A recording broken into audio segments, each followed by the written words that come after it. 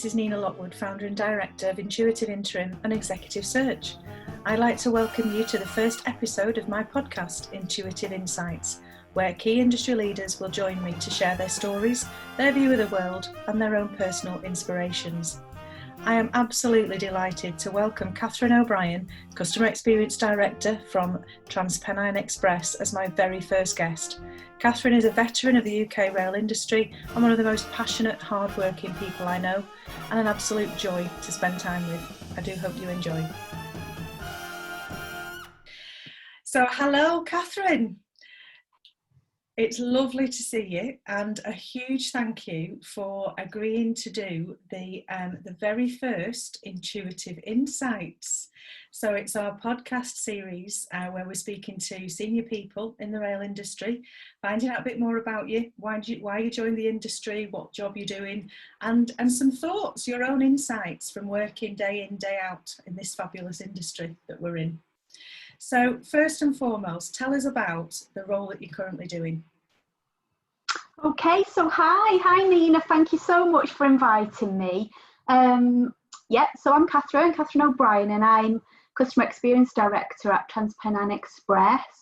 The best way to describe what I'm doing at the moment is I'm responsible for all aspects of running the railway, if you will. So TP's delivery to customers. So I would set the vision and I execute that vision and delivery through my fabulous team. I've got quite a wide portfolio when I come to describe it. So it's across stations, so management of the station estate, managing conductors across 11 train crew depots, managing relationships, so supply partner relationships with people that deliver a service on our behalf, so catering, cleaning, security, rail replacement. I look after customer relations, so any contact with customers sits in my team across a variety of channels, including all the social media channels. I look after the property team and the estate and therefore the relationship with Network Rail. I look after communications, PR, media, and I think that's about it, internal and external communications. So it's just a little bit. So everything you think of front facing and touching customers is in me. And my team, and we deliver the railway. Kathryn, that is a massive job. Flipping heck. I had no idea actually that those were all the things. I think when you look at your title, Customer Experience Director, then you obviously automatically think about the frontline teams because they've got that interaction with the customers that are travelling on the railway. But it's everything that sits behind that as well, isn't it? Absolutely. So, how many people have you got in your team? How many people do you lead? So I lead just short of 600 people. Right. And I do that obviously through a leadership team, which is quite lean when you say out loud the number of leaders that we've got in the team. But they're all very committed, very passionate. And I'm kind of doing my dream job, Nina, because I love the big people stuff. I love leading teams. It's what I strive to do. It's what I've done most of my career. But yeah, this is kind of my dream job. Right, fantastic. So just speaking of your career then, tell me a bit more about that. Go back to the beginning, because I'm really interested. This always fascinates me when I speak to people in this industry. I'm really interested to know how you got into rail in the first place. What career? Yeah, well actually my career started when I was 13 in customer service, because I got a job in our local chemist in Castleton in Rochdale where I lived, Whittaker's Chemist, and it was this oldie worldy beautiful shop that kind of my career was born there. I did that for a few years, and then I went to work at Asda when I was 16, and then all my life I'd wanted to be a teacher, and my dad died in the middle of my A-levels, and I didn't want to go away and leave my mum and my little brother. So I got a job in the local bank, the Yorkshire Bank in Rochdale. And that was a really fabulous job, doing the service to customers on the counter. Met some of my oldest friends. Did that for about 4 years, and I was actually going out with this guy at the time, and his dad worked at Castleton Works. He was a maintenance engineer or something. He said, "Oh, why don't you join British Rail?" And all my friends thought I was crazy, that I'd gone from this fabulous, quite glamorous job in this bank to this quite unsexy, appealing job in British Railways.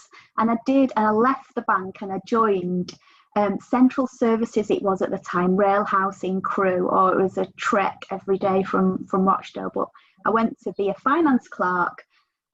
Little did I know that I'd just joined this role that was not front face, and I don't know what I was thinking at the time. But bank and finance were the link, I guess. Yeah.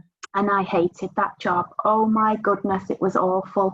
And that lasted about 3 or 4 months. And at the time, in British Railways days, you got this national vacancy list. It was so heavy you could hardly pick it up, but there was jobs up and down the country that you could apply for. And I saw a job at Manchester Airport before it had opened. So they were trying to set up a team in 1992 to kind of develop what customer service would look like at this brand new station.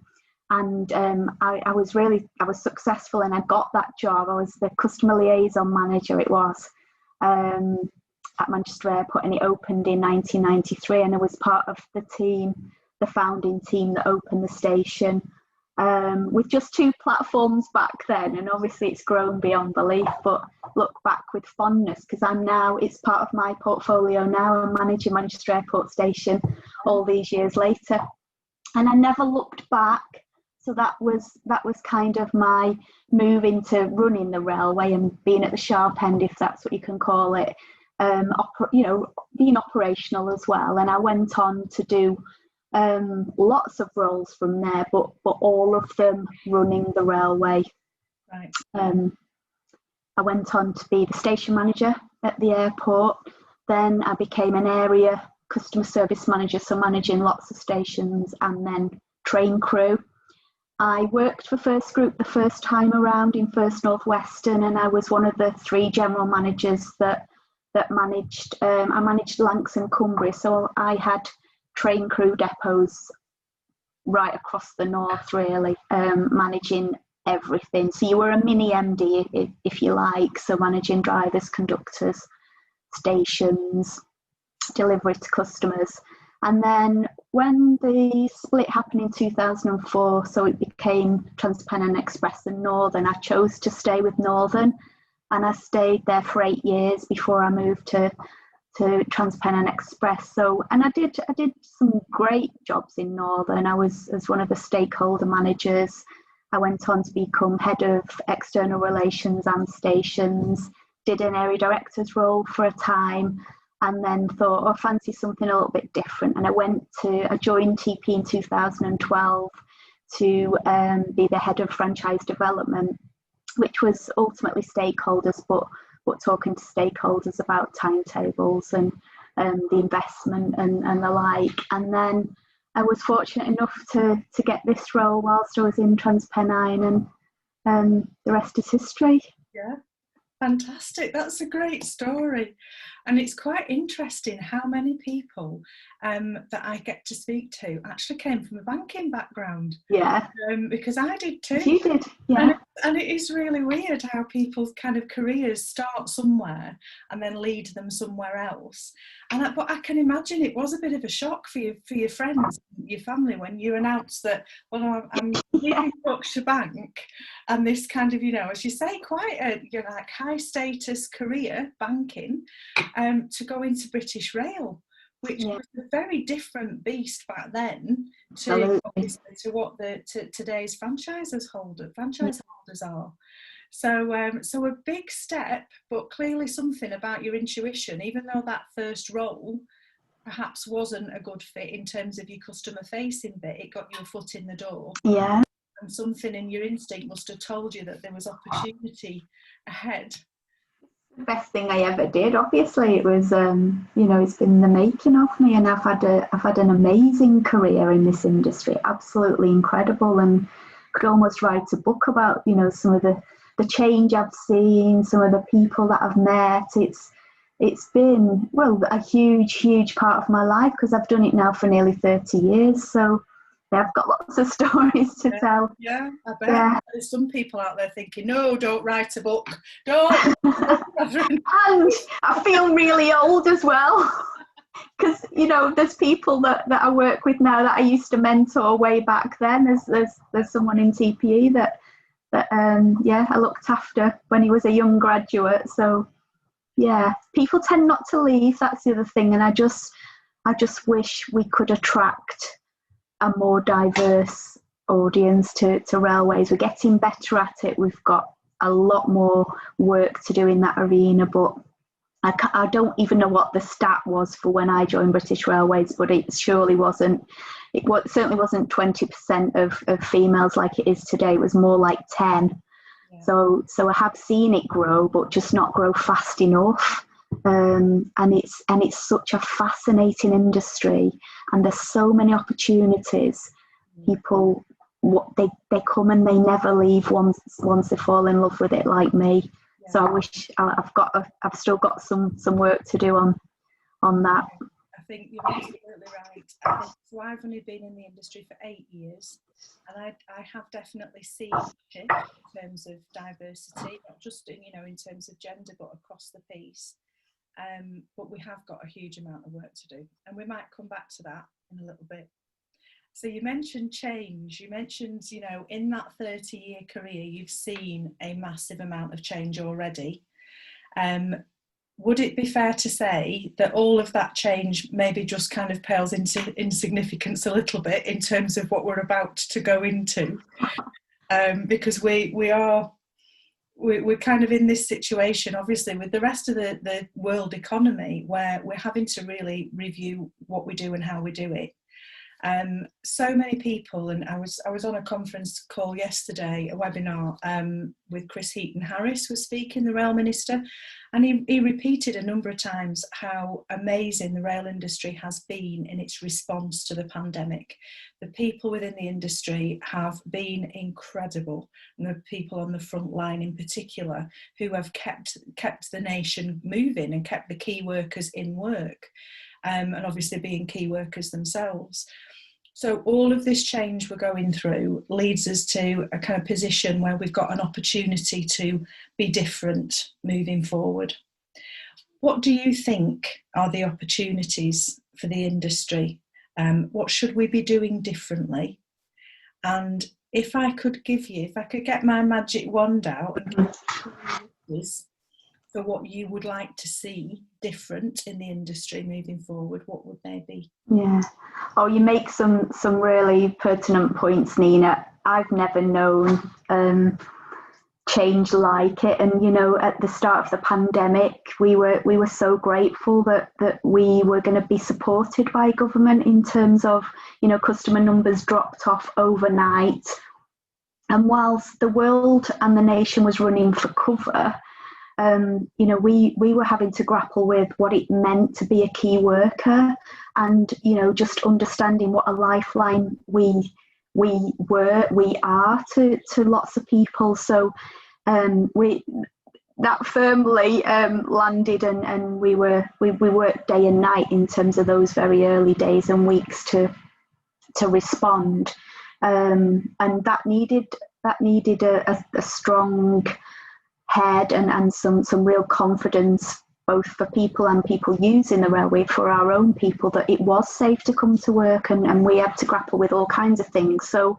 that moment defined change forever as we know it, and franchising that we know and love is gone, and it's gone forever. It went back in March when the emergency measure agreements were introduced, but now we've got some real opportunities to make a difference in rail, and we almost need to keep the best bits from the privatised railway, particularly investment and the innovation that privatisation brought. We were in the last 12 months, we've delivered £500 million worth of brand new trains that the North was crying out for, because we were the most crowded of any train operator, and we were on the cusp of delivering that. Performance had stabilised, and it needed to after a very difficult timetable change in December. And we've got to, and customers went overnight. So we've got the investment. We do need a new model. So we're looking at, probably a central, strong guiding mind. But whatever that looks like, we know that local devolution is good too, and local people running railways in the North's been a proven success. So I think we've got to capitalise on that. And it also needs strong leadership, and clearly you would look to people managing that in the talks to deliver that on behalf of the government. But what would I like to see? For me, we've absolutely got to rebuild confidence in railways, and we want and we need desperately customers to return. Some of that will rely on trust, and we know the focus has changed from us being very punctual, reliable, can I get a seat, is it value for winning my ticket, to a brand new world of how safe is it. And I mean by safe, I mean how clean is my environment.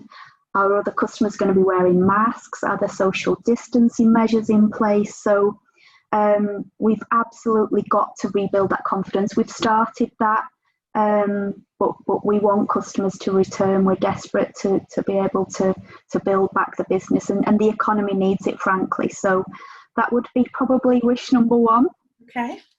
I think the other thing is, we're in such a transformation and such a changing world. We all need to embrace change, and that can be hard because change is frightening for lots of people. And particularly in this industry, we're quite steeped in how we've always done things. So trade unions have a huge part to play in the future of transformation, and they are quite key to making some of this happen. And that there's an absolute place for trade unions. I'm a big advocate. But we've got to adapt to a changing environment. We've got to adapt to a different customer proposition, the way we retail. We've got to be more agile. We've got to think differently. And we've also got to simplify things in parts, particularly where tickets are concerned. So the need to embrace change and do it quickly, and I say easily, but I don't think it's going to be easy, but it's got to be done. So I want everyone on board with that. That would be my wish. And then for me, it's got to be, it's a great opportunity, but it has to be a more customer focused model, which does allow talks to still innovate, but be agile, and deliver a value proposition for government, and that can often be a delicate balance. But we've got to balance the whole thing, but it's got to put customers at the heart of it, and hopefully that will happen through the new guiding mind. Absolutely key to that, and it's one of the reasons why I came into the industry in the first place. I think when I did my research into different industry sectors just about 8 years ago now, one of the things that I realised was that the rail industry was starting to very tentatively move towards an acceptance that it was actually delivering a service. I think we've got an industry that had been historically full of people who were engineers, who liked trains, who liked heavy engineering, and had kind of followed, in a lot of cases, followed a family tradition of working in the railway as well. And then there was this kind of very, as I say, quite tentative, like, oh, right, okay, are they passengers or are they customers?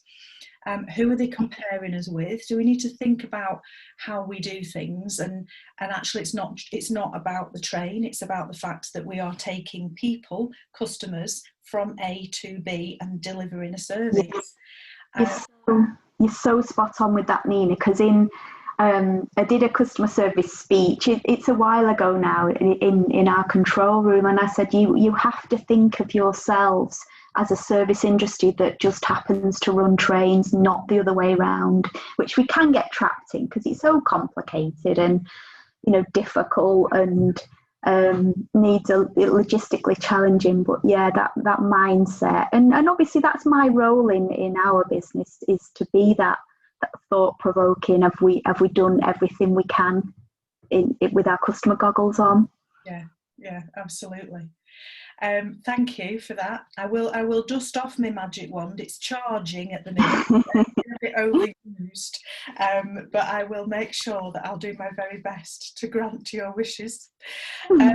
What do you think the risks are, though, Kathryn? So we know what we'd like, and definitely the rebuilding the confidence, the embracing change, accepting that it's got to happen, so let's just get on with it, and having that customer-focused model moving forward. What are the risks? What might trip us up? Yeah, so I've already touched on this. The fact is, none of this is easy. It's incredibly complex, both planning a railway timetable, if you will, but then actually executing that and running the railway, particularly with some of the historic infrastructure. So, the need for investment has never been more real, particularly in the north, and we've got to be able to do this quickly. Within budget, there's still a lot of work to do to maximise the investment that's been made in the new fleets, for example. And we do need to build back better, and that's clearly an industry strapline, but we need to build back carefully, particularly when we're planning a timetable. And there are so many interdependencies and lots of competing views. And, a good example of where you've got to almost do it from the resource base up would be, we've had a long period of time where we haven't been able to train any drivers. Yeah. 7-8 months and we've got 50 plus brand new train drivers that are joining our business but need training, and it takes an awful long time. And we do have a plan now. We've had to agree that as part of a COVID plan with trade unions and the like, and that is underway. But I think it's about us all being honest as operators about what is actually doable, because there'll be lots of aspirations to grow this railway, and that's right and proper, and we've already made massive strides to do that.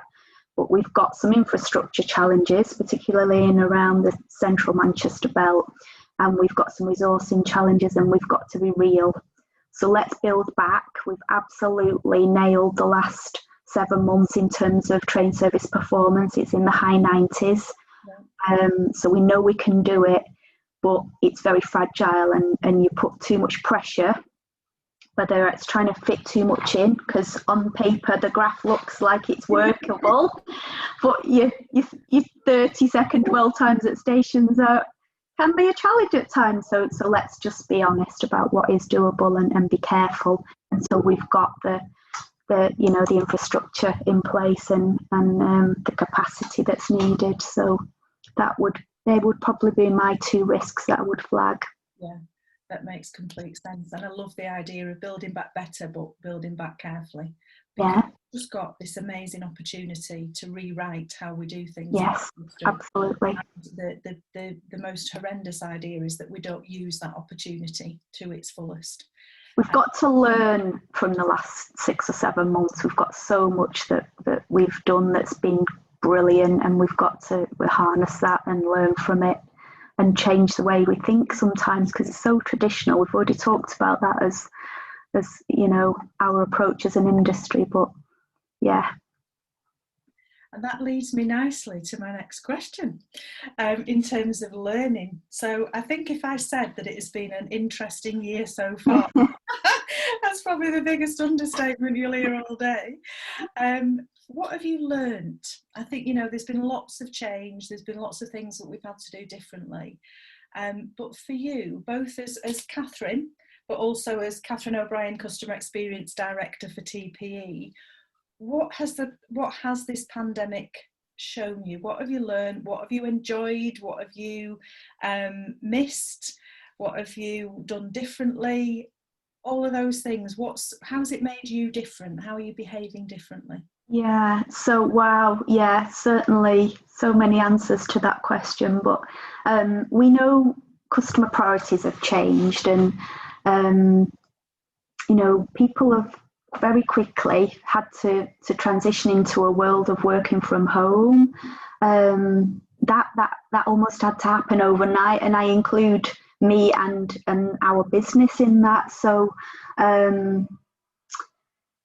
yeah, that would be the biggie really, because for me, I never worked from home, and it wasn't something that necessarily was done quite widely in our business. But and there are some benefits to working from home. There absolutely are, particularly anyone that used to see me dashing out in the morning and coming back looking bedraggled at night when I'd been on a million trains and humping my bags around. So there's definitely some of that, but you definitely miss the interaction, and they used to call it the Kathryn queue in the office in Bridgewater House where we work, because that's how I love spending my days, just someone popping their head in, asking a question, helping somebody, and having those off the record conversations that I miss that, the hustle and bustle of the office, I guess, and I'm sure lots of other people do.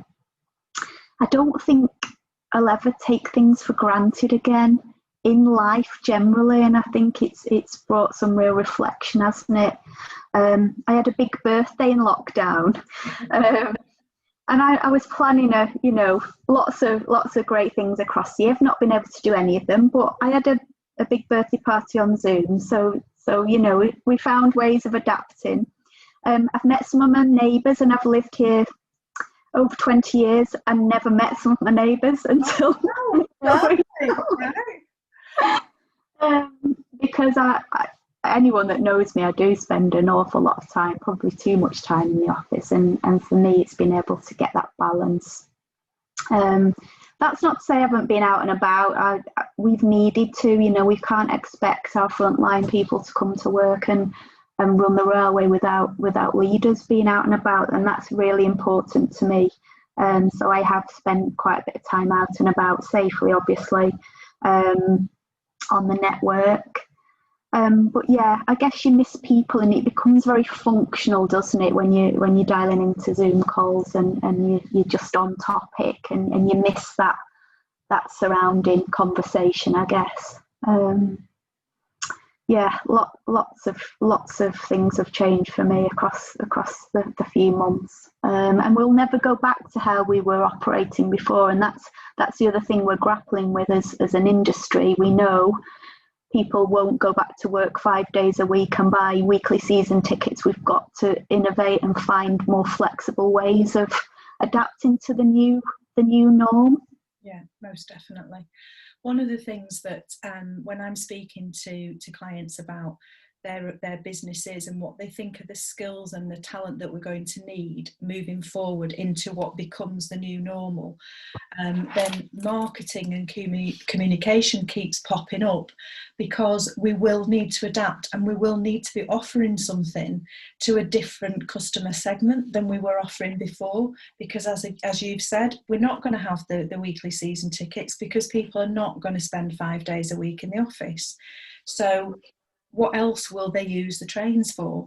And I know that there's been certain talks that have reported higher usage at the weekends. Yes. Because there's more leisure travel, and so people are kind of using the train more for that. But I think that whole kind of, yes, let's be innovative, let's think about how people will use the train in the future, and how we can kind of make sure that we're part of whatever the new normal looks like. It's exciting. Yeah, no, it is, and that's a brilliant opportunity for our business, because 70% of our market is a leisure market. So 70% of our revenue comes from people using us to visit family, friends, go on holiday, visit cities. It's we want those customers to come back. Yeah. So when I think about people who are inspiring, people who are doing the job that you're doing day in, day out, leading a team of people in the railway to keep delivering the best service that we can, to win the customers back, to increase the trust and the confidence that they've got in travelling. It always occurs to me, so where do you get your inspiration from? So you're out there, you're kind of giving it all out, but who fills you back up again? Yeah, that's a great question.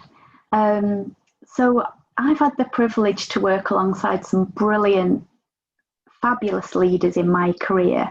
Many of whom I'm still in touch with today, and still follow them, and still totally inspired by them. I guess the common thread in those leaders, when I think about that, is that every single one of them's believed in me and given me an opportunity. And without those people doing that, I wouldn't be who or what I am today. And I've got a lot to thank them for in life, really. They've all been very passionate, driven, but yet they've all been able to empathise, and I like to think that they are the absolute qualities that I look to be in a leader. And it's about being able to bring out the best in people, build strong teams. And that's about trust, empowerment, creating your own culture. So having a vision, but understanding, in my team, everyone needs to understand the part they play in executing the vision and delivering for customers. And that's what gets me out of bed in the morning. I love it. I just absolutely love it, because I love people. Yeah. And then you think about, I think about the role models when I was growing up. My parents, my mum had 3 jobs. My dad had 2 jobs. They were such hard-working people, and they've obviously, I've obviously got something from that. Most definitely. Yeah.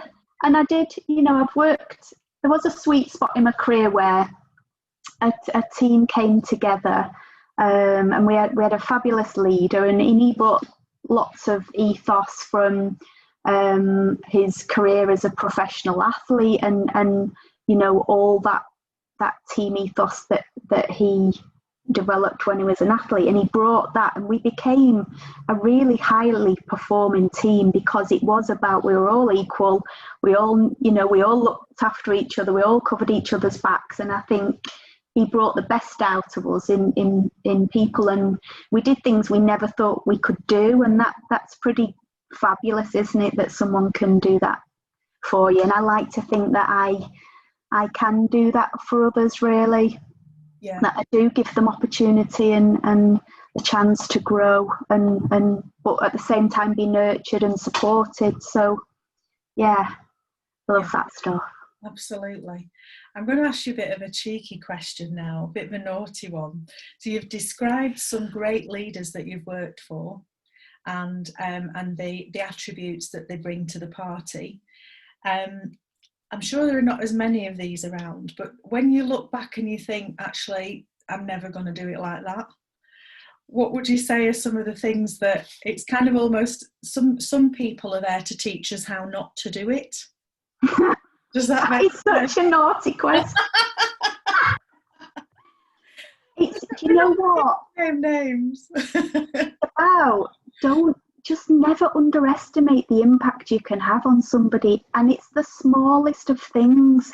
Like, I don't need a lot, but I do need a thank you now and again, or a well done. That's all I need. And there's been people in my career that haven't done even the most basic of common decency. Yeah, it's so important, isn't it? Yeah. There's one of the people in my career who continues to inspire me. Was a chap I worked with when I worked for the Royal Bank, and one of his expressions that stays with me, and I really kind of use it in my own career so often, is that people don't care how much you know until they know how much you care. And this guy is a really successful person in his career. You know, he's commercially savvy. You know, he's gone from strength to strength and held some really senior positions, private and public sector.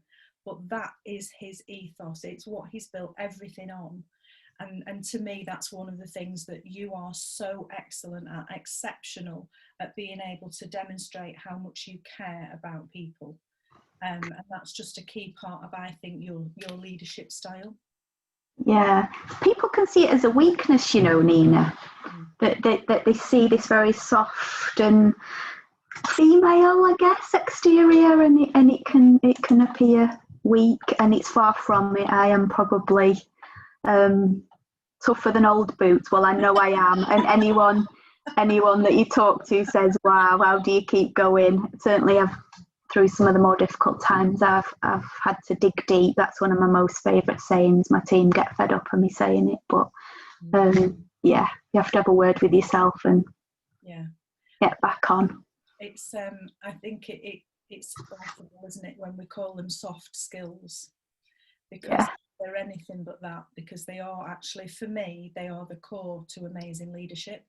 That ability to be kind to people, to care about people, and to look after them, but also to know, because there's a line, isn't there, that says, right, no, hang on a minute, you're saying it now, so we need to just rein it back in and let's kind of focus on what we're here to do.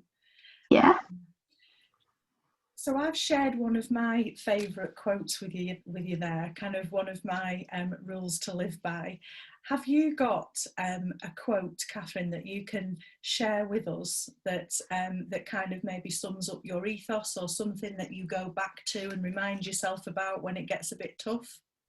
Yeah, so there's probably a couple. I'll leave you with a couple if that's all right.